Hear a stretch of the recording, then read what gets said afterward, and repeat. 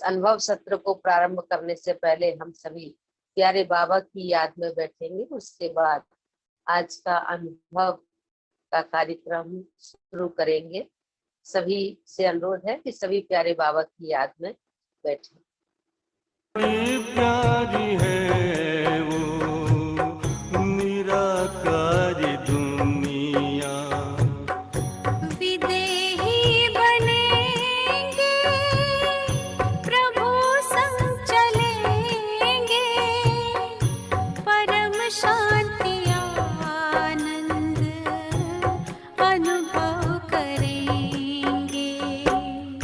देखो इशारों से कोई बुलाए, देखो इशारों से कोई बुलाए, हमें तो वतन की बहुत याद आए। हमें तो वतन की बहुत याद आए।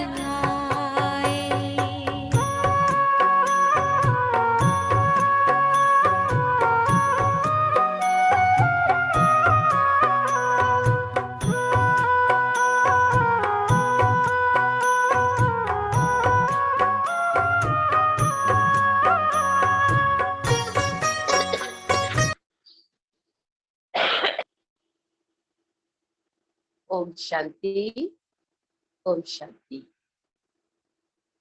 आज के इस अलौकिक अनुभव गाथा में आप सभी बहनों का, दीदियों का, भाइयों का बहुत बहुत हार्दिक स्वागत है, अभिनंदन है।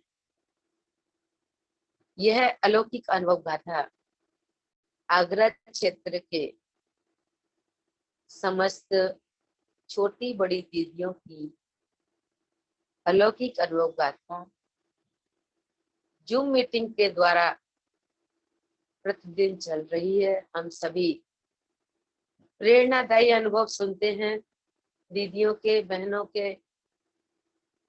ये अनुभव गाथा विशेष हमारी परम आदरणीय बड़ी बहन जी विमला बहन जी के अव्यक्त मास सितंबर मास के तहत रखी गई है, जिसमें आज हमारे सामने अपने अनुभव सुनाने के लिए हम सबके बीच में आई हैं ब्रह्मा कुमारी एकता बहन।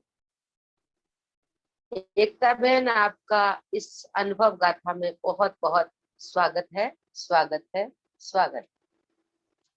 मेरे सामने जो भी इस जूम के द्वारा दीदियां जुड़ी हुई हैं, बहनें जुड़ी हुई हैं, भाई जुड़े हुए हैं, उनका भी बहुत बहुत तहे दिल से स्वागत है, स्वागत है, स्वागत। एकता बहन, मैं आपसे पूछना चाह बहन कि आपका लौकिक जन्म स्थान कहाँ पर है? आपका जन्म कौन से सन में हुआ और जब आप ज्ञान में आई तो कितने वर्ष की थी? जी दीदी, ओम शांति। ओम शांति। सबसे पहले परमपिता परमात्मा का बहुत बहुत हार्दिक दिल से स्वागत। अभी बड़ी बहन जी का और आपका और सभी इस जूम मीटिंग में जुड़ी हुई सभी दीदियों का भी बहुत तहे दिल से मेरा हार्दिक स्वागत है।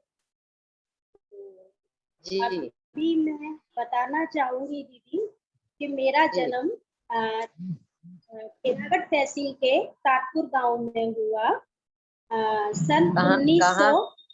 तातपुर जी दीदी।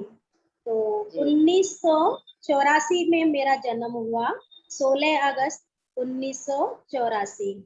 जी। और जब ज्ञान में आई तो कितनी उम्र थी? दीदी, मेरी बड़ी विचित्र कहानी है कि मैं ज्ञान में तो वैसे बचपन से ही मेरे में बीज पड़ गया था, लेकिन ज्ञान में आने में बहुत समय लगा। कि जब हम बहुत छोटे थे तो 6-7 क्लास में पढ़ते थे, मुझे याद तो नहीं है, लेकिन बड़ी बहन जी और बड़ी बड़ी दीदियां हमारे गांव में प्रदर्शनी लगाने के लिए गए थे। तो हमारे छोटे भाई बहन, जो मेरी छोटी बहन है ब्रह्मा कुमारी शिखा बहन, और एक मेरा छोटा भाई एक स्कूल में पढ़ने जाते थे, तो उस स्कूल में प्रदर्शनी लगी थी, तो वहाँ हम लोग गए थे। तो हमने गए तो इन बच्चों को बुलाने थे, लेकिन वहां मैंने देखा कि कुछ भाई और कुछ बहनें प्रदर्शनी करा रहे थे। तो मैं भी 6-7 क्लास में पढ़ती थी, मेरे को भी इतना ज्यादा ज्ञान नहीं था। तो मैंने ये 3 चित्र देखे। पहला चित्र देखा कि दुनियाएं 3 होती है, निराकारी, साकारी, आकारी। दूसरा चित्र देखा कि सृष्टि चक्र वाला 4 युग होती है, उसके बाद एक युग और होता है संगम युग, 5वां। और एक चित्र और देखा शिव और शंकर का महान अंतर। तो मैं गई तो इन छोटे भाई बहनों को बुलाने थी, लेकिन मैं वहां समझने लग गई। तो मैंने देखा कि अब इतना ज्ञान तो नहीं था, लेकिन मैं अंदर ही अंदर ये विचार करती थी कि ये 4 युगों के बाद एक युग और होता है, 5वां युग, 3 दुनियाएं होती हैं। ऐसे मैं बीच बीच में मंथन करती थी। बाकी ये दीदियां सब कोर्स करा के वहां से चले आए, कोई वहां ज्ञान में नहीं निकला। लेकिन मेरा शुरू से बहुत भक्ति भावना में दिल था, शुरू से, कि जिस परिवार में मैं जन्म ली, मेरी माता जी बहुत ही ज्यादा भक्ति भावना में थी। तो बचपन से ही हम लोगों को उन्होंने सिखाया था कि बिना स्नान करे हुए भोजन नहीं करना है, चाय भी नहीं पीनी है, पूजा पाठ करना है। भक्ति तो हम इतनी करते थे कि 5 चालीसा पढ़ती थी मैं बचपन से ही। चालीसा संग्रह की किताब थी, तो शिव चालीसा, दुर्गा चालीसा, हनुमान चालीसा और सरस्वती चालीसा। और एक चालीसा मुझे याद नहीं है कि मैं कौन सा पढ़ती थी।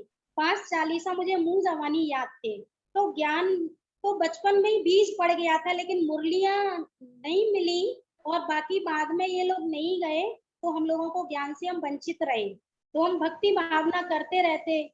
जब भक्ति भावना में बहुत थे, तो भक्ति भावना तो इतनी करते थे दीदी कि सारे छोटी सी उम्र में ही हम बचपन से ही व्रत उपवास ये सब करते रहते थे। तो जी।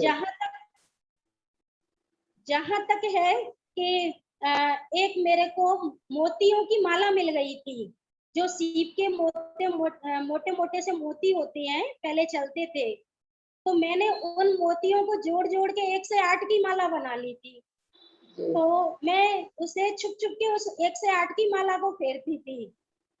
मम्मी भी डांट लगाती थी, और मैं मम्मी की तुलसी की माला को तो छूती नहीं थी, क्योंकि मम्मी पिटाई लगाएंगी।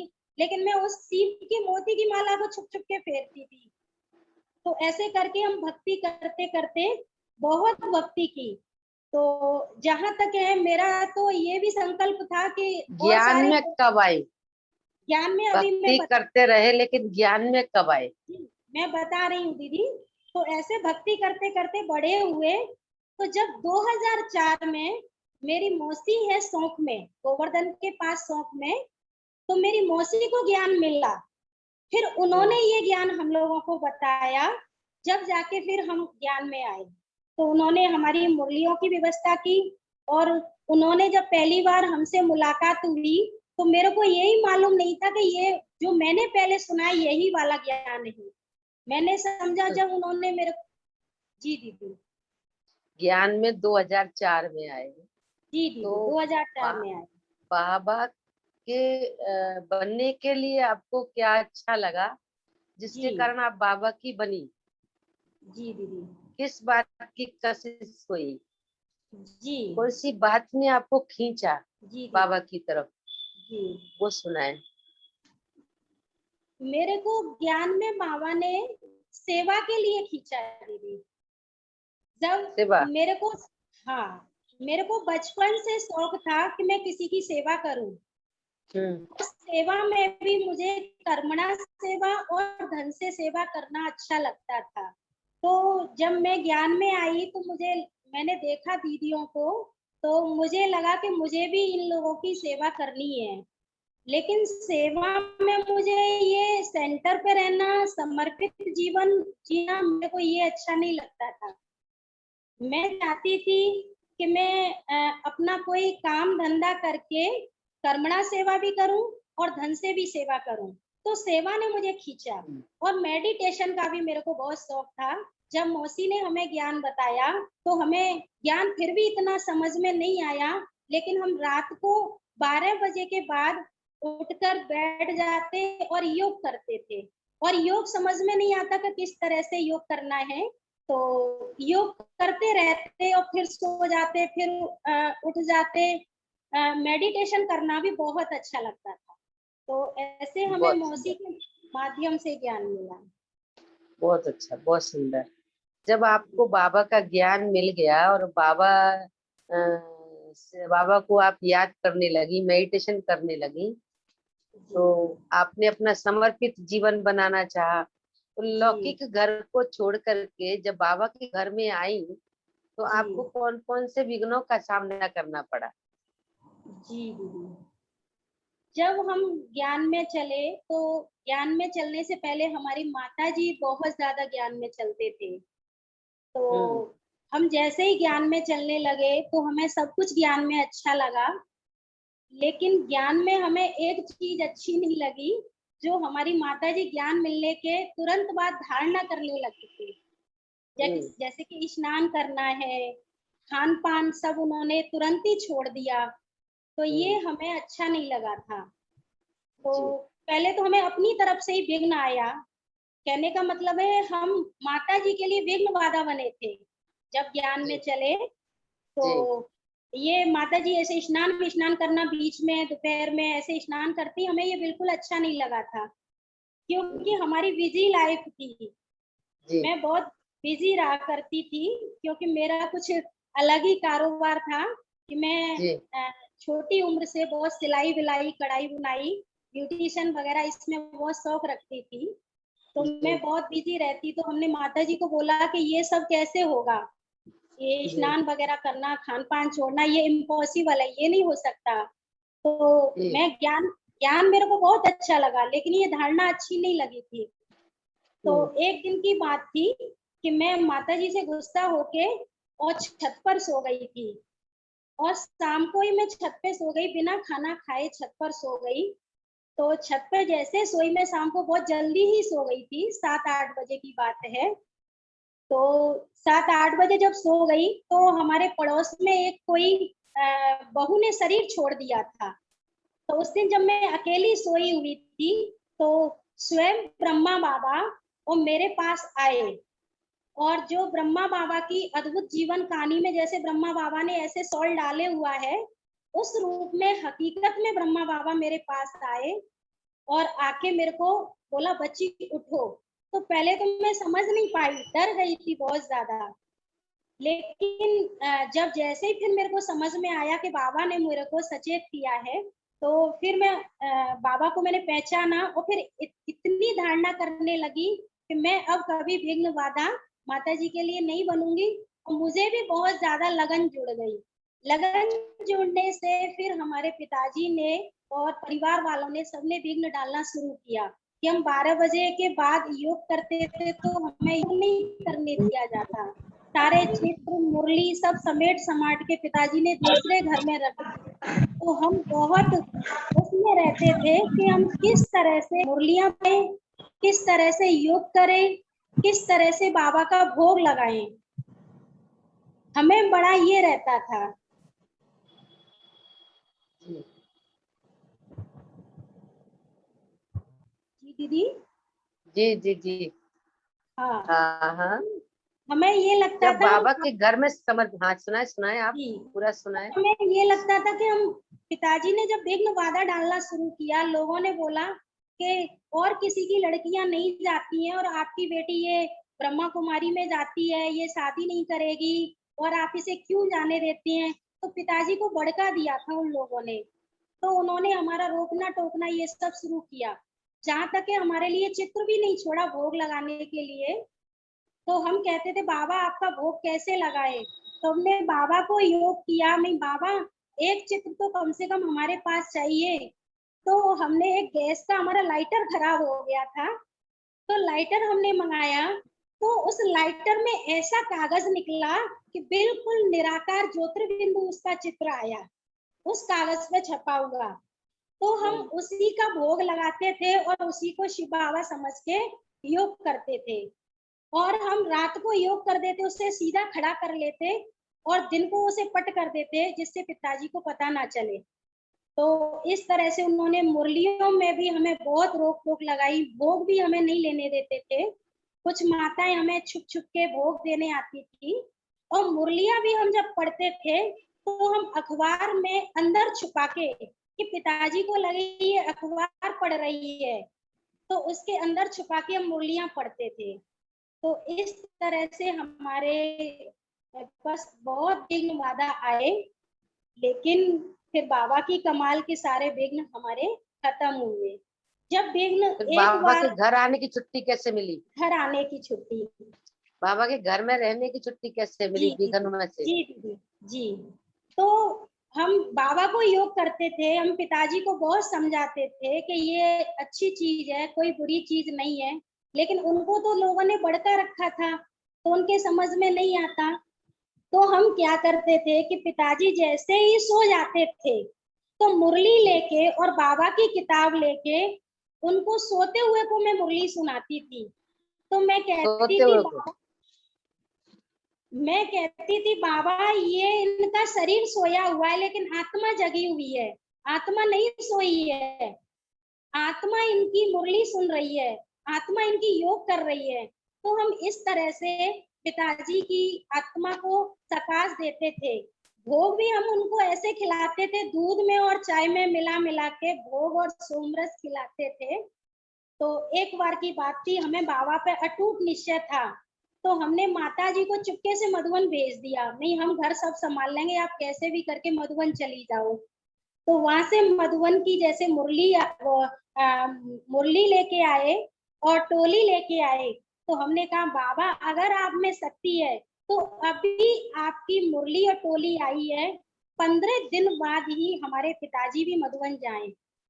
जब हम समझाते रहे उनको, लेकिन उनको कुछ समझ में नहीं आता था, तो उन्होंने फिर हमारे शादी की भी बहुत जल्दी तैयारियां की कि ये कहीं ब्रह्मा कुमारी ना बन जाए, तो उन्होंने संबंध भी हमारा तय कर दिया था। लेकिन हमारी एक जिद थी कि जब तक हम माउंट आबू नहीं जाएंगे तब तक हम कोई रिश्ता नहीं जोड़ सकते।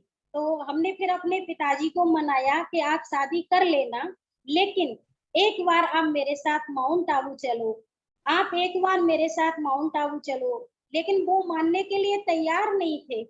जब मैंने 3 दिन के लिए खाना पीना छोड़ दिया, मैंने 3 दिन में ना कमरे में से निकली, ना मैंने खाना खाया, ना कुछ भी खाया, तो फिर उन्होंने माउंट आबू जाने के लिए हाँ कर दिया। जब माउंट आबू जाने के लिए उन्होंने हाँ किया तो हमें इतना अच्छा लगा। फिर भी हम बाबा से कह रहे कि बाबा ये आगरा से बस में ट्रेन में बैठ जाएं, जब हमें अंदर दिल को तसल्ली मिलेगी कि ये बाबा के घर में जा रही हैं। और हमें इस बात का विश्वास था कि अगर ये एक बार माउंट आबू होकर आएंगे तो ये पक्का हमें ब्रह्मा कुमारी बनने से नहीं रोकेंगे। तो जिन्होंने संबंध तय कर दिया था, तो माउंट आबू जाने से 2-3 दिन पहले ही उन्होंने बोला कि हमें लड़की को दिखाना है। हमने कहा उन लड़के वालों को बोलो कि अभी ये दिखाने दिखाने का प्रोग्राम हम माउंट आबू से आने के बाद करेंगे, रिश्ता हमारा पक्का है, लेकिन माउंट आबू से आने के बाद करेंगे, अभी हम प्रोग्राम नहीं कर सकते। तो उन्होंने फिर लड़के वालों को बोल दिया कि अभी हम कहीं बाहर घूमने जा रहे हैं, वहां से लौट के करेंगे। लेकिन जब पिताजी हमारे माउंट आबू गए, मेरा संकल्प था कि मैं पहली बार माउंट आबू जाऊंगी तो मैं पिताजी को लेकर ही जाऊंगी। तो पिताजी हमारे साथ में गए, और माउंट आबू से आने के बाद तो फिर उन्होंने बोला ये संस्था बहुत अच्छी है, जैसे आपको उचित लगे, जैसे आपको अच्छा लगे, आप उस तरह से कर सकते हैं। फिर उन्होंने हमें पूर्णतया से छुट्टी दी, ब्रह्मा बहुत कुमारी। सुंदर, बहुत बहुत बधाई है आपको। आपको मधुबन जाने से छुट्टी मिल गई, पिताजी को ले गई तो आपको छुट्टी मिल गई, बाबा की करंट उनको मिल गई, तो उन्होंने रिश्ता भी वापस कर दिया होगा। फिर बहुत बिल्कुल बहुत बधाई, बहुत सुंदर, बहुत अच्छा। आपके परिवार में ज्ञान में कौन कौन चलते हैं? परिवार में दीदी इस वक्त हम दोनों बहनें ब्रह्मा कुमारी हैं। सबसे बड़ी दोनों? मैं ही हूँ बहन। हाँ, दोनों? शिखा दूसरी बहन। बहन कौन सी? शिखा बहन। शिखा बहन ब्रह्मा जी कुमारी है। मेरे दोनों भाई भी मुरली सुनती हैं, भाभी भी जी मुरली सुनती हैं। माताजी घर में गीता पाठशाला चलाती है। पिताजी भी ज्ञान में हैं।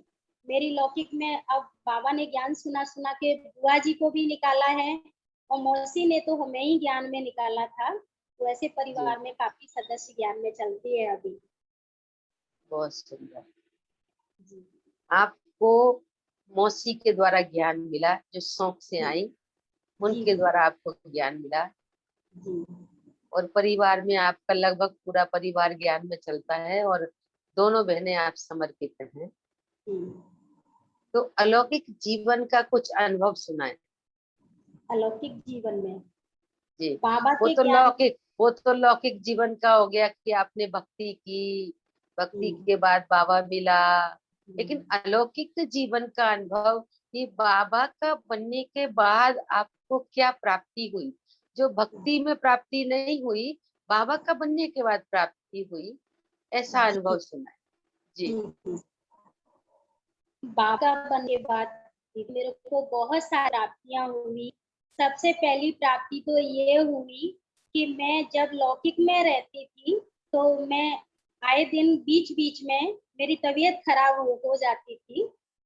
जी मेरे को ये बचपन से, या तो मेरी कमजोरी समझ लो कि मैं ज्यादा व्रत उपवास करती, लोग तो यही कहते थे कि ज्यादा उपवास करती इसलिए कमजोरी होने के कारण इसे आए दिन चक्कर आ जाते हैं। तो पहले मैं आए दिन बेहोश हो जाती थी, कहीं भी गिर जाती थी। लेकिन बाबा का बनने के बाद मेरे को कभी भी ये बेहोशी का चक्कर और ये सब नहीं आया। लोग मुझे कहते थे इसे दौड़ा पड़ता है, लेकिन मैं भी नहीं जानती कि ये दौड़ा था क्या था। लेकिन बाबा का बनने के बाद केवल मेरे को बाबा के घर में एक दो बार ही चक्कर आया है।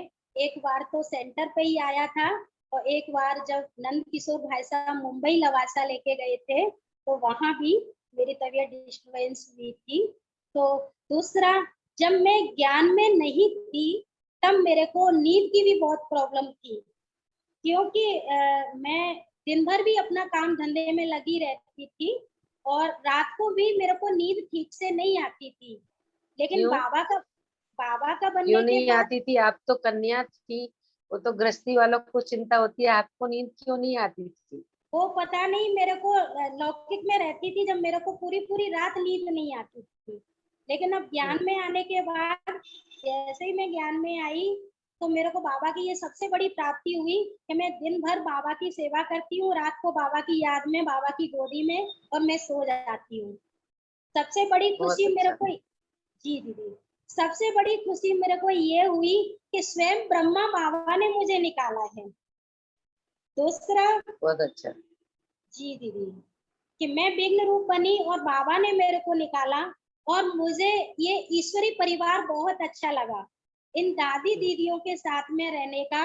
और मेन चीज ये थी कि मुझे सेवा करने में बहुत ज्यादा खुशी मिलती है, कि जब से मैं ब्राह्मण जीवन मैंने अपनाया, मुझे सेवा सेवा सेवा, मुझे सेवा करना बहुत अच्छा लगता है। मेरे को इस जीवन से बहुत बड़ी प्राप्ति हुई है। और बाबा का बनने से इतनी खुशी होती है कि मेरे को कुछ हल्कापन जैसा महसूस होता है। मैं, आ, आपने 4 सब्जेक्ट में से पहला सब्जेक्ट सेवा को ले लिया, जबकि जी पहला दीदी, सब्जेक्ट तो ज्ञान का है। जी पहला सब्जेक्ट आपने, मतलब सेवा से ही आपको रुचि बढ़ी, बाबा का बनने की, सेवा करने बिल्कुल की आपको ललक थी। बिल्कुल। बहुत अच्छा। बड़ी बहन जी के साथ के अनुभव भी सुना है। बड़ी बहन जी के साथ में आप आए होंगे, संपर्क में रहे होंगे, जी भले अलग दीदी, रहते थे, तो बड़ी बहन जी के साथ के अनुभव भी सुना है। बड़ी बहन जी के साथ में दीदी बहुत सारे अनुभव है। कि जब मैं जी शुरू में बड़ी बहन जी से मिली थी, तो बहन जी के थोड़े आंखें ऐसी थी, तो मुझे ऐसा लगा कि मेरे को एक दीदी ने मिलाया था, तो बहन जी कहीं मेरे से गुस्सा नहीं हो, कैसे बोलेंगी, क्या करेंगी। उन्होंने बोला कि नहीं बहन जी बहुत अच्छे है, और आपसे बहुत प्यार से बात करेंगे। जब मैं नजदीक में गई, तो बहन जी ने वास्तव में इतना मुझे प्यार किया, इतना अच्छा लगा कि मेरे को लगा कि शायद मेरे को कोई असली माँ मिल गई। तो बहन जी ने मेरे को शुरू से ही बहुत प्यार किया और शुरू में ही फिर बहन जी ने मेरे को साड़ी दी और मेरे को बोला कि बेटा इस साड़ी की लाज रखना। तो हम जी तीनों बहनें जैसे कि जाते थे बहन जी के पास, तो बहन जी हमेशा यही कहती थी कि गंगा जमुना सरस्वती तीनों आ गई हैं। तीन तो मैंने बहन कौन कौन सी? मैं और शिखा बहन और अंकिता बहन, जब हम अं- तीनों जाते थे बहन जी से मिलने, तो ये अंकिता कहती बहन थी। कौन है? अंकिता बहन दीदी मेरे पास रहती है, ये रूबास से निकली हुई बहन है, तो अच्छा अच्छा अच्छा। मेरे पास रहती है वो। जी तो जी जब जी। हम बहन जी के पास जाते थे, बहन जी का सबसे ज्यादा हमें ये अच्छा लगता था कि हमारा यहाँ से बहुत दूर आगरा, जैसे कि 2-3 घंटे लग ही जाते हैं। तो मुझे लगता था कि मैं जाती थी तो अपना भोजन साथ में लेके जाती थी कि मेरे को वहाँ कोई परेशान ना करना पड़े। तो बहन जी जब ना जब ये कहती हैं कि ऐसे भोजन लेके आती है जैसे कोई बाबा का घर नहीं है। तो फिर मैं वहाँ खा के भी नहीं आती थी, तो बहन जी मेरा हाथ पकड़ के बोलती थी कि नहीं बहन ऐसे नहीं जाने दूंगी, है ना, भोजन तो खा के जाएगी, करके जाएगी। दूसरा, बहन जी जब मैं जाती थी तो बहन जी को ये लगता था कि यहाँ आई है तो कुछ समय रह कर जाए, अभी तुरंत ना जाए।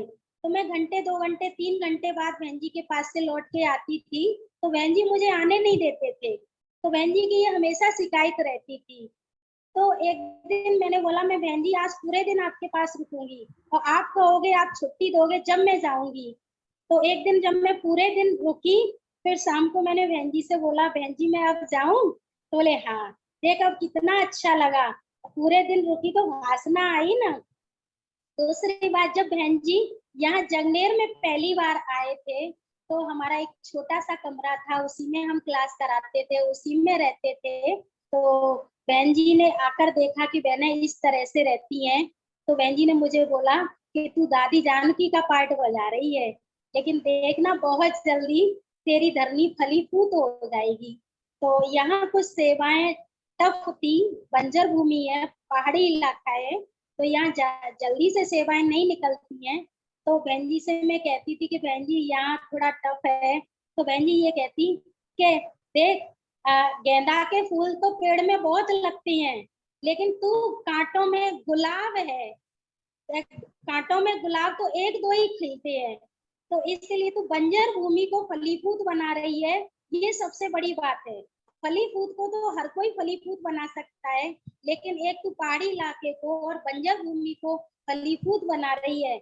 और मैं जहाँ सेवा करने गई थी और वहां से ये 2 रत्न निकले हैं, तो मुझे इसकी बहुत बड़ी खुशी होती है। तो इस तरह से बहन जी मुझे बहुत प्यार करते थे।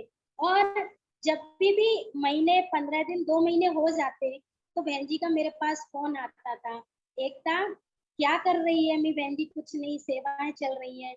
तो बोले अच्छा, मैं कह रही थी कि बहुत दिन से आई नहीं, तेरी टोली याद आती है। तो मुझे भी बड़ी खुशी होती थी कि बहन जी मुझे टोली के माध्यम से याद कर लिया करती थी। जब पावर ऑफ द फ्यूचर का म्यूजियम पर प्रोग्राम था, तो मैं मधुबन में थी, बहन जी का फोन पहुंचा, बोले एकता, मैंने की हाँ बहन जी, तुझे टोली भेजनी है 15-20 किलो में। ठीक है बहन जी। मैंने कितना कितना भेजू? 15-20 किलो नमकीन, 15-20 किलो वीआईपी पेड़ा बर्फी कुछ बना के भेजना है, मुझे तेरी टोली पसंद आती है। तो मुझे भी अंदर से इतनी खुशी होती थी कि बहन जी इतनी दूर से कम मेरे को टोली के माध्यम से याद कर लेते हैं।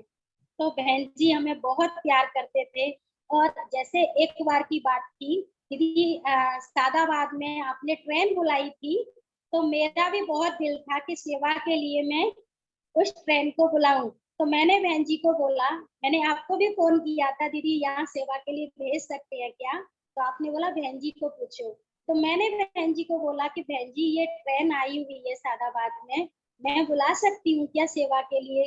तो बहन जी ने बोला ना बेटा, जब तक मैं तेरे को कोई प्रोग्राम नहीं करने दूंगी तब तक तेरा आश्रम नहीं बन जाता, तो पहले आश्रम बनवा, जब बाद में खर्चा करना।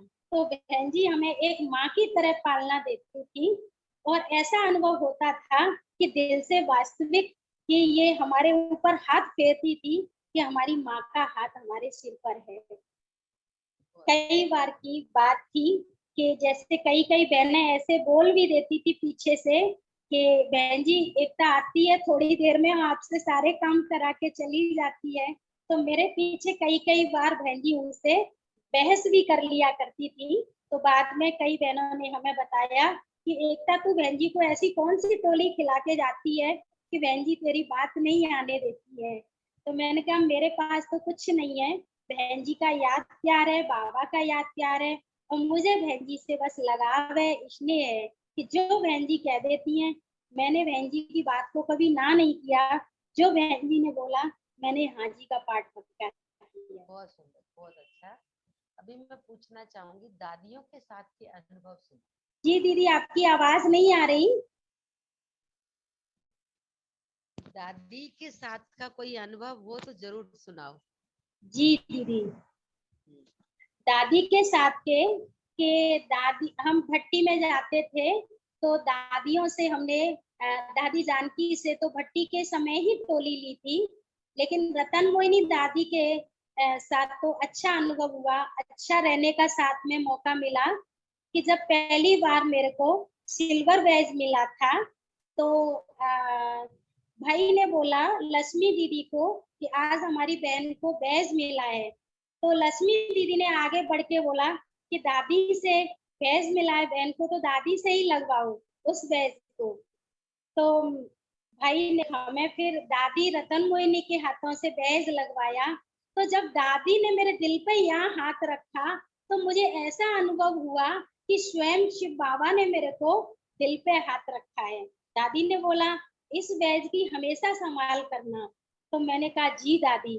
तो रतन मोहिनी दादी के और एक बार की बात थी कि कोई सागंज वाली दीदी ने ये स्कूटी वगैरह ली थी तो उसका उद्घाटन भी रतन मोहिनी दादी ने किया था। तो हम साथ में थे तो दादी को जब अंदर से निकाल के ला रहे थे तो जब तक तारा दीदी और ये लक्ष्मी दीदी कुछ काम से बिजी थे तो दादी को मेरे को बोला कि दादी को आप लेकर चलो बाहर तक।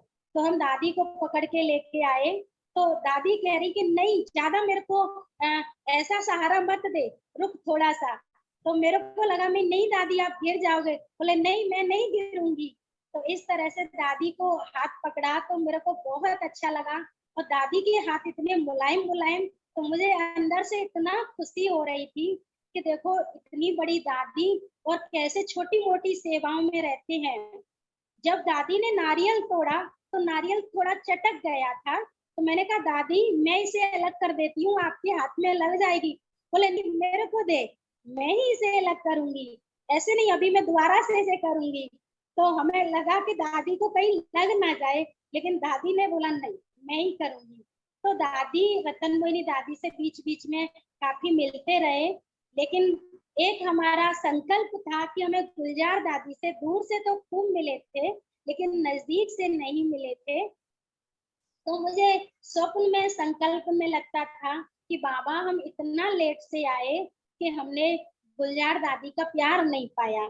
तो एक बार की बात थी कि दादी मेरे स्वप्न में ऐसा लगा कि सेंटर पे दादी आए हुए हैं, प्रकाश मणि दादी, गुलजार दादी, रतन मोहिनी दादी। जिस तरह से वो एक फोटो में तीनों हाथ पकड़ के चलती हैं वो इस तरह से दादियां तीनों चल रही हैं और जमीन में गुलाब के फूल भी रहे हैं।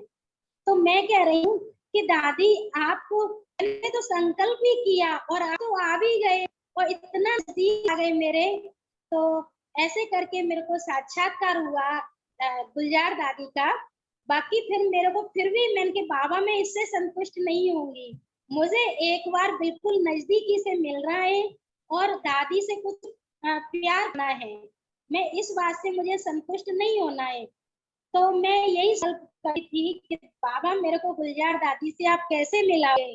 तो एक बार की बात थी मैं सेवाओं में मधु में कहीं जा रही थी लेकिन तुरंत भाई आए कि आप कहते रहते हैं गुलजार दादी से मिलना है, गुलजार दादी से मिलना है। गुलजार दादी अभी पार्क में बैठे हुए हैं और तारा दीदी उन्होंने बोला है दीदी ने कि जल्दी अपनी बहनों को बुलाओ और हम दादी के हाथों से टोली दिलवाएंगे।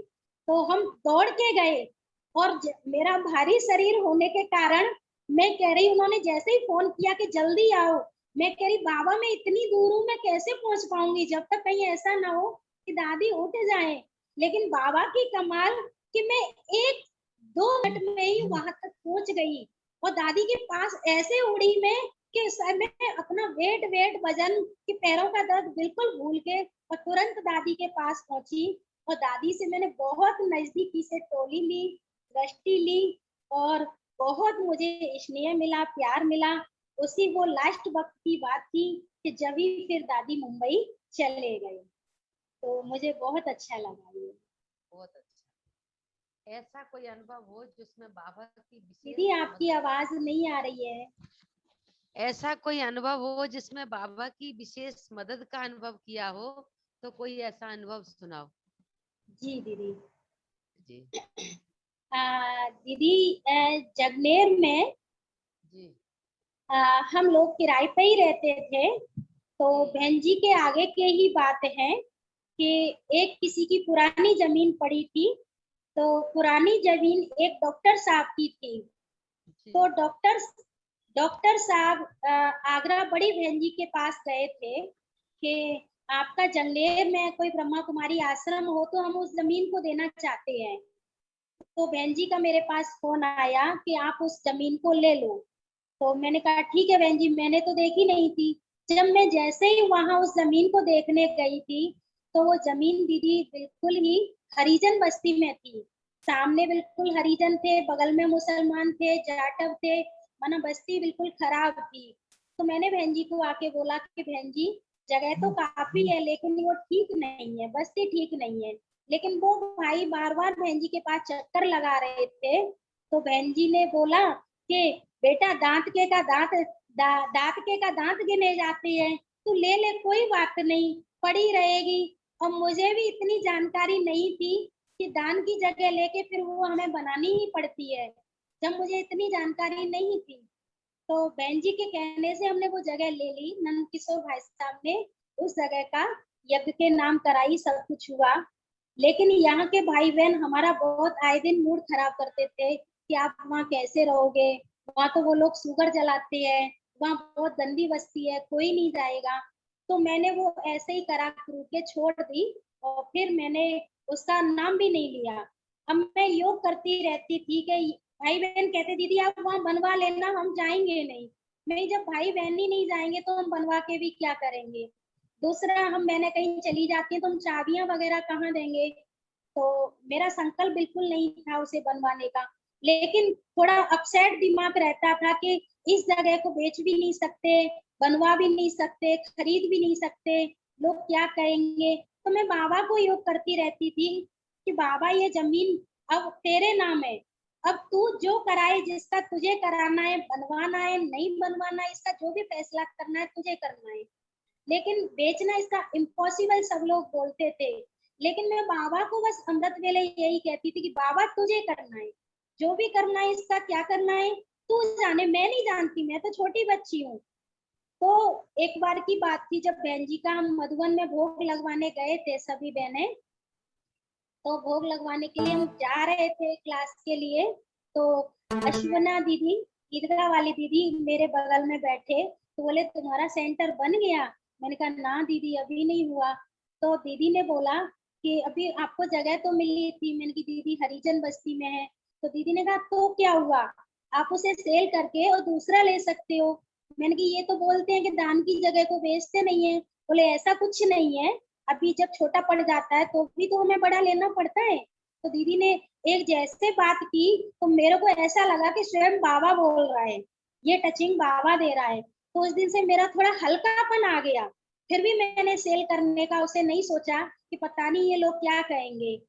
तो फिर जब ईदगाह पर ट्रेनिंग हुई थी तो उसमें बोला गया कि सारी चीजें हमें यज्ञ के नाम करानी है। एक बार आया था कि हर चीज हमें यज्ञ के नाम पर चढ़ानी है।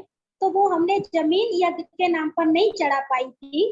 तो हमने भाई को फोन किया कि भैया हमारी ये जमीन तो रह गई, हमने हर चीज चढ़वा दी लेकिन जमीन तो चढ़वा नहीं पाई है। बोले अरे ये तो चढ़वानी जरूरी है, ये कैसे हो सकता है। तो जब फिर हम ललित भाई साहब के पास गए कि भैया हमारी ये ऐसे ऐसे जमीन रह गई है और सारी चीजें चढ़ गई, तो ललित भाई साहब ने बोला कि ये जमीन आप चढ़वा तो अभी तो चढ़वा देंगे लेकिन बनवा नहीं सकते। हमने कहा क्यों भाई साहब? बोले हरिजन बस्ती है, थाना बगल में है, ये किसने दिला दी आपको? तो हमने फिर सारी हिस्ट्री बताई उसकी, तो बोले इसे हम सेल कर सकते हैं। हमने कहा कि वो कैसे हमें बेचने देंगे? बोले बाबा बैठा है, बाबा कराएगा ना। तो हमें और भी हिम्मत मिली। तो फिर हम बड़ी दीदी के पास गए, कि दीदी हमारे साथ में डॉक्टर के पास गए। तो डॉक्टर के पास जाके हमने बोला कि हमारे माउंट आबू वालों ने ये कैंसिल किया है, हम ये जमीन सेल कर रहे हैं, आपकी अगर इच्छा हो तो क्या करें? तो उन्होंने एक बार में बोल दिया कि हमने तो दान कर दी, ये आप जानो। तो हम वहां से तुरंत खड़े होके और निकल लिए। उस दिन मेरे को इतना दिल से धन्यवाद निकल रहा कि बाबा जो इम्पॉसिबल था बिल्कुल, और जो तूने कैसे पॉसिबल करा दिया, इतनी बड़ी मेरे को ये कैसे मदद मिल गई। तो बाबा ने ये इम्पॉसिबल काम भी ये पॉसिबल, इतनी बड़ी मदद मेरे को मिली। और मदद तो बहुत मिली है बीच बीच में बाबा की, लेकिन ये मेरे लिए सबसे बड़ी मदद थी कि बाबा ने मेरे को ये जमीन गलत जगह से सेल करा के, अभी बाबा ने बहुत अच्छी जगह पर जमीन दिलवाई। अभी थोड़ा सा छोटा सा और भी सुनाना चाहूंगी। अभी फिलहाल का ही एक अनुभव है कि अभी जो नया आश्रम बन रहा है, तो वहां भी घिसाई विसाई का कार्य चल रहा था, और घिसाई वाला शाम को समर सिविल चली छोड़कर चला गया। और मुझे दूसरे दिन माउंट आबू भट्टी में जाना था, कि मैं बहुत समय से माउंट आबू नहीं गई। मैंने कहा बाबा अब तो मैं जाऊंगी। मैं कहीं भी किसी भी प्रोग्राम में इसीलिए नहीं जुड़ पा रही, इस निर्माण कार्य की वजह से। तो मेरे को लेकिन अब रिफ्रेश होने के लिए माउंट आबू जाना है। तो सुबह से हम तैयारी में लगे थे और मुझे निकलना भी था। और वो रात को पूरी रात समर सिविल चली, और मेरे को 10 बजे आगरा के लिए निकलना। लेकिन बाबा ने पता नहीं क्या कमाल की कि मैंने एक भाई को फोन लगा दिया कि भैया हमारी छत में से पानी निकल रहा है, वो आप एक मिस्त्री बता रहे ना, आप उसे ने बता देना हमें। उस भाई ने तुरंत, वो भाई मिस्त्री था, वो भेज भी दिया, खुद भी जा रहा था आगरा, पर उसने तुरंत ऐसे बोलती तुरंत भेज दिया। और मैं तैयार हो रही थी, उसका फोन आया कि दीदी वो मिस्त्री पहुंच गए, आप आश्रम पे पहुंच जाओ। मैं जैसे ही स्कूटी लेके वो तुरंत आश्रम पे पहुंची और अंकिता बहन को बोल गई कि तू पूरी पराठा बना लेना, मैं अभी इसको मिस्त्री को दिखा के आती हूँ। तो जैसे ही मैंने देखा तो वहां तो समर सेविल चली, पूरा फर्श बैठा हुआ। ये सब देख के मेरे तो पैरों तले से जमीन खिसक गई। नहीं बाबा ये क्या हुआ? तो जब तो मेरे को बहुत ये लगा बाबा तेरा बहुत नुकसान हुआ है, लेकिन बाद में दिल में ये खुशी हुई कि बाबा लाख लाख तेरा धन्यवाद, कि अगर मैं आगरा निकल जाती तो अभी पता नहीं क्या क्या होता, कि इतना नुकसान कम हुआ है, बहुत ज्यादा हो जाता। तो बाबा ने मुझे माउंट आबू से रोककर, बाबा ने बोला बच्ची पहले आश्रम देख के आओ। तो तुरंत बाबा ने ही मुझे भेजा था, अन्यथा मेरे को आश्रम जाने का उस दिन तो संकल्प ही नहीं था कि अभी मेरे को माउंट आबू निकलना है और मैं इस आश्रम पे जाऊं। तो बाबा की ये बहुत बड़ी मुझे मदद हुई। बहुत अच्छा। मैं अभी ये पूछना चाहूंगी कि आपका जी दीदी वर्तमान आवाज नहीं आ रही है आपकी। वर्तमान समय पुरुषार्थ क्या चल रहा है आपका? जी दीदी, वर्तमान समय हमारा पुरुषार्थ यही है कि हम थोड़ा, ये लॉकडाउन हुआ है जब से हमने सेवाएं कम की हैं और अपने पुरुषार्थ पे ज्यादा ध्यान दिया है। हम अपना चाहते हैं कि ज्यादा से ज्यादा, बाबा ने भी बोला है कि सेवाएं साथ नहीं जाएंगी, केवल हमारा लास्ट समय योग तपस्या ही काम आएगा, या योग से ही हमारी स्थिति बनेगी।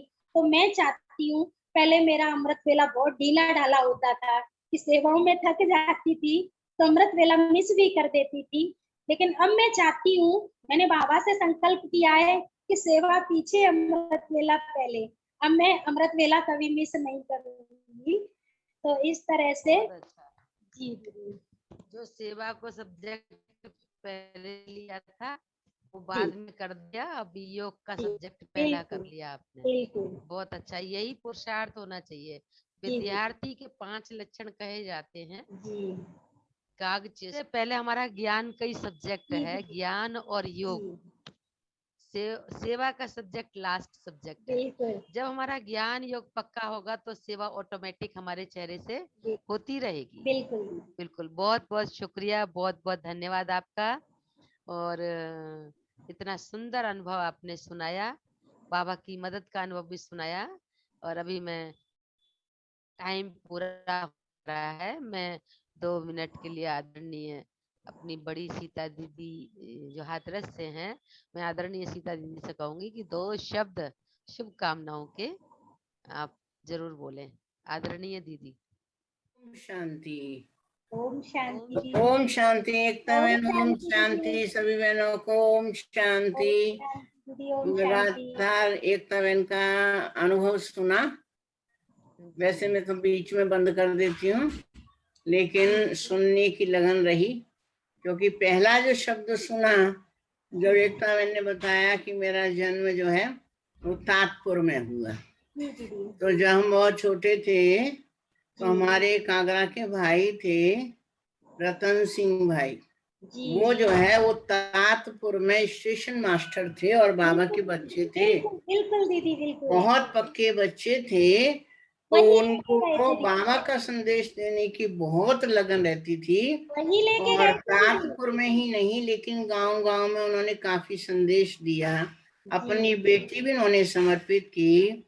तो उस टाइम पर ड्रामा नहीं था, तो इसलिए जो बहन जी की भी बहुत लगन रहती थी कि रतन सिंह भाई ताजपुर में बाबा का स्थान होना चाहिए। जी दीदी। लेकिन ड्रामानुसार उस समय ना हो करके, और आज जब सुना कि आपका जन्म ही ताजपुर में हुआ है, वहाँ पहले से ही बाबा ने एक बच्ची को पैदा करने का ड्रामा रच रखा था।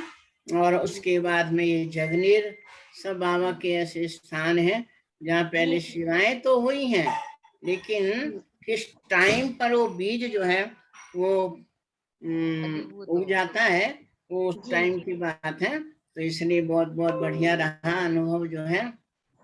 जैसा कि भावने मान ने कहा ना कि सेवा तो हमारा सब्जेक्ट है ही है लास्ट का। बाबा भी बोलते हैं कि बच्चे सेवा से बाबा का शो करना है और ना कि अपना शो करना है।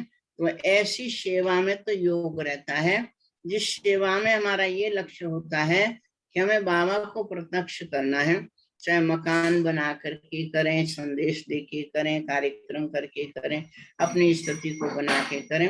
बाबा का जिसमें शो होता है वो सेवा हो जाती है सफल। और केवल हमारा ही शो होता रहे तो वो सेवा फिर देवभान में लाती है। इसलिए बहुत अच्छा ये अनुभव सुनाया कि जो अभी कोरोना टाइम पर ये अपने आप ही ड्रामा ने जो है कि अपने ऊपर भी ध्यान देना है, अपने अमृत वेले पर भी ध्यान देना है, शुभ भावना शुभ कामना मनसा सेवा करनी है। तो मनसा सेवा का ये अच्छा चांस मिला है, लेकिन ये थोड़े टाइम के लिए नहीं, क्योंकि बीमारी तो आई है चली जाएगी, पर हमें तो अपनी स्थिति सदा काल के लिए जमा के रखनी है और वही अंत में हमारे काम आएगी। तो दादियों ने दीदियों ने हमको यही बात सिखाई है और बहन जी ने भी उसी योग के बल से ही सारा काम किया। तो बहन जी का अनुसरण तो यही कहलाएगा कि हम भी जो है बहन जी के समान ही ऐसा योग के बल से अपने कार्य को सफल करें। ठीक है, ओके। ओम शांति ओम शांति ओम शांति ओम शांति। बहुत बहुत शुक्रिया दीदी, बहुत बहुत शुक्रिया, बहुत सुंदर। क्योंकि आपने पुरानी स्मृतियां भी आपने सुन ली ताजपुर की, क्योंकि आप तो सबसे पुराने हैं इस समय। आदरणीय कविता दीदी भी 2 शब्द सुनाए, भले समय पूरा हो गया है पर जरूर 2 शब्द सुनाए। आदरणीय कविता दीदी भरतपुर। हाँ ओम जी। शांति। ओम ये शांति। सीता दीदी को और हमारी एकता बहन को और जूम मीटिंग में सभी जुड़ी हुई आगरा क्षेत्र की बहनों के प्रति और एंकरिंग कर रही है हमारी भावना बहन के प्रति, तो सबके अंदर एक भावना की लहर आदरणीय बहन की जो भावना बहन को सबके लिए शुभ भावना सद्भावना दिया हुआ था, उसी के आधार से सबको एक सूत्र में पिरोती है इनकी एंकरिंग। और इतने अच्छे बाबा के मोती हीरे जो हमारे आगरा जोन में छुपे हुए हैं, वो एक दो को उनके अनुभवों का मालूम चलता है कि कैसे प्यारे बाबा ने हर जगह से अपने हीरे मोती चुने हुए हैं और उनकी चमक को प्रतिदिन बढ़ाते रहते हैं।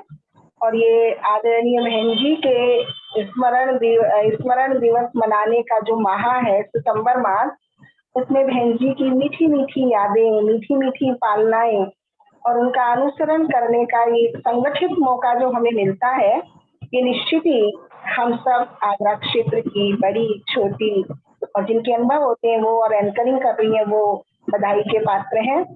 बहन जी की भी आत्मा जहाँ भी होंगी वो बहुत पुलकित होती होगी कि मेरे बच्चे ऐसी सिमरनी फेर करके गुणों की, विशेषताओं की, सद्भावनाओं की, सद्विचारों की एक माला बनाते हैं और एक दूसरे के नाम के माध्यम से बाबा की महिमा का गुणगान करते हैं। तो बड़ा अच्छा लगता है। 4:30 बजने की इंतजार रहती है और कब 5:15 बज जाते हैं, भावना दीदी समय को सूचित करती हैं। तो ये लगता है ये तो सितंबर मास क्या पूरे संगम युग ऐसे ही अनुभवों की गाथा चलती रहे, तो उससे बाबा की विचित्र लीला का बोध होता है। आदरणीय सीता दीदी ने ताजपुर की कहानी कही, तो भ्राता रतन सिंह जी से हमारे पारिवारिक बहुत अच्छे संबंध थे, क्योंकि हमारे लौकिक चाचा जी उनके मकान में रेंट पे रहते थे। तो वो रतन सिंह भाई जी भी हमें ताजपुर की सेवाओं के लिए उस समय लेके गए थे। एक बार बहन जी भी अपने साथ लेकर गई थी। कभी भी बाबा का विनाशी बीज कहाँ भी पड़ता है वो नष्ट नहीं होता। और हमारी एकता बहन, शिखा बहन, अंकिता बहन जैसी त्रिवेणी बहन जी जिन्हें त्रिवेणी कहती थी, तीर्थ कहती थी, वो सचमुच बाबा की और बड़ों की संकल्प शक्ति की ही ये देन है। बाबा तो कहते हैं कि हर ब्राह्मण आत्मा को पिता श्री ब्रह्मा बाबा ने अपनी संकल्प से साकार में ही रचित कर दिया था, लेकिन हम बहुत लेट एक दूसरे को जान पा रहे हैं, पहचान पा रहे हैं, जिसके कारण हमारे संस्कार, स्वभाव या मधुरता या सम्मान का, स्नेह का भाव उतना नहीं जुट पाता। लेकिन आदरणीय बहन जी को निमित्त बनाकर जब हमने ये अनुभव गाथा की श्रृंखला शुरू की है, निश्चित हम एक दूसरे से मानसिक रीति, वैचारिक रीति और अपनी अलौकिकता, दिव्यता को एक समान बनाने के लिए बहुत नजदीक आ रहे हैं। बहुत ही अनुभव युक्त अनुभव हमारी एकता बहन का रहा। योग बल का प्रयोग इन्होंने अपने लौकिक पिताजी पर ज्ञान मुरली के माध्यम से किया। बाबा की दादियों की जीवन कहानियों में भी हम ऐसा ही पढ़ते हैं कि वो अपने देह संबंधों से मुक्त होने के लिए बाबा के योग का, ज्ञान का प्रयोग उनके सुषुप्त अवस्था में, दैहिक सुषुप्त अवस्था में करती थी। तो ये बाबा की दी हुई युक्ति है और ऐसा निश्चित वो संस्कारवान आत्मा है इनके लौकिक पिताजी, जिन्होंने मधुबन बेहद घर की पावन भूमि की ऊर्जा को स्वीकारा और स्वीकारा ही नहीं, कन्यादान सर्वोपरि दान है, 2 कन्याओं को अर्पित किया। ये बहुत बड़ी उनके लिए श्रेष्ठ संस्कारों का प्रतीक है। और एकता बहन की अलौकिकता, बोल की शक्ति से ऐसा महसूस होता है कि इनके पारिवारिक संस्कार भी बहुत अच्छे हैं, श्रेष्ठ हैं। तभी ये जैसे बहन जी ने कहा साड़ी की लाज रखनी है, तो इन्हें वो साड़ी की लाज याद रहती है। दादियों की प्यार और स्नेह को पाने के लिए देह दर्द सबको भूल जाती हैं। ऐसा इनके अनुभवों से मैं सीख रही थी और अनुभव कर रही थी कि वास्तव में जो लक्ष्य लेते हैं लक्षण आते हैं। और मेरा यही इनसे भविष्य की स्वर्णिम उन्नति के लिए यही विचार रहेगा।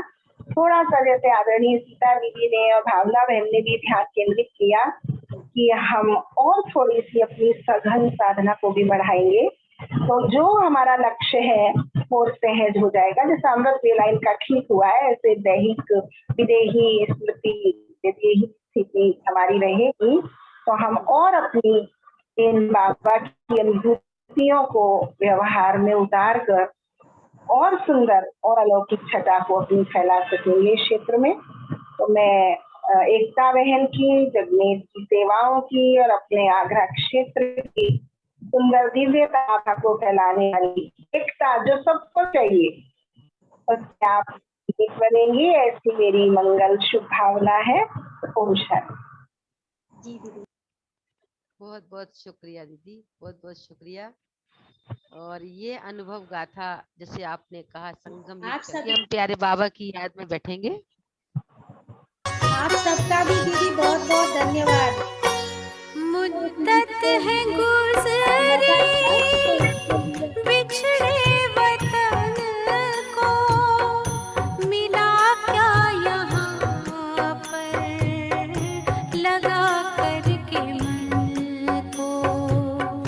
ये तुमने बताया हुआ खेल पूरा, जगत का ये नाटक रहा न अधूरा। यहाँ की नशे कोई अब जी को भाए, यहाँ की नशे कोई अब जी को भाए, हमें तो वतन की बहुत याद आए।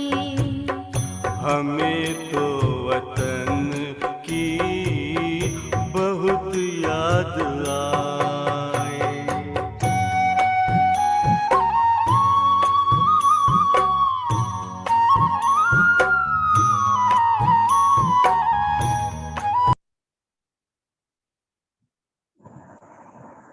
ओम शांति। ओम शांति दीदी। ओम शांति। ओम शांति। ओम शांति।